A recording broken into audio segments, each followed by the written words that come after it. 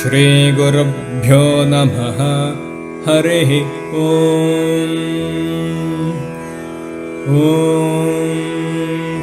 योपां पुष्पं वेद पुष्पवान् प्रजावान् पशुमान् भवति। चन्द्रमा वा अपां पुष्पं पुष्पवान् प्रजावान् पशुमान् भवति। य एवं वेद योपामायतनं वेद आयतनवान् भवति। अग्निर्वा अपामायतनम् आयतनवान् भवति। यो अग्निरायतनं वेद आयतनवान् भवति। आपो वा अग्निरायतनम् आयतनवान् भवति। य एवं वेद योपामायतनं वेद आयतनवान् भवति। वायुर्वा अपामायतनम् आयतनवान् भवति। यो वायोरायतनं वेद आयतनवान् भवति। आपो वै वायोरायतनम् आयतनवान् भवति। य एवं वेद योपामायतनं वेद आयतनवान् भवति। असो वै तपन्नपामायतनम् आयतनवान् भवति। यो मुष्यतपत आयतनं वेद आयतनवान् भवति। आपो वा अमुष्यतपत आयतनम् आयतनवान् भवति।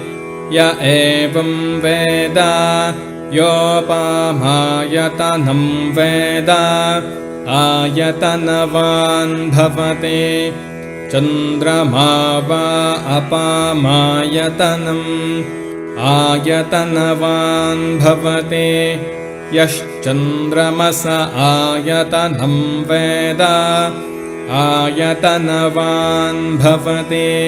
आपो वै चन्द्रमस आयतनम् आयतनवान् भवति।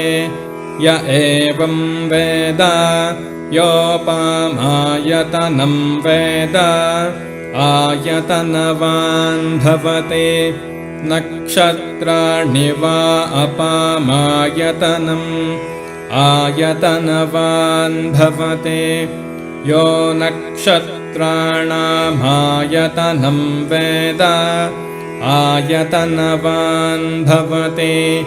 आपो वै नक्षत्राणामायतनम् आयतनवान् भवति।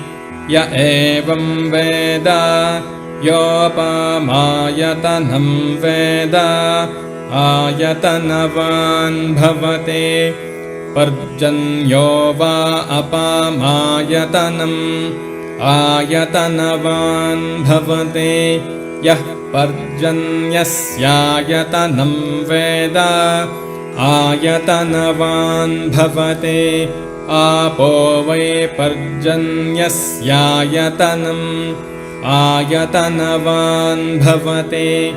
य एवं वेद योपामायतनं वेद आयतनवान् भवति। संवत्सरो वा अपामायतनम् आयतनवान् भवति।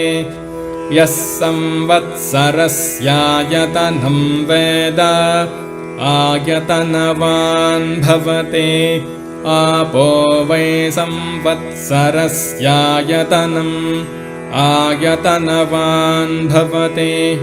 य एवं वेद योऽप्सुनावं प्रतिष्ठितां वेद प्रत्येव तिष्ठति।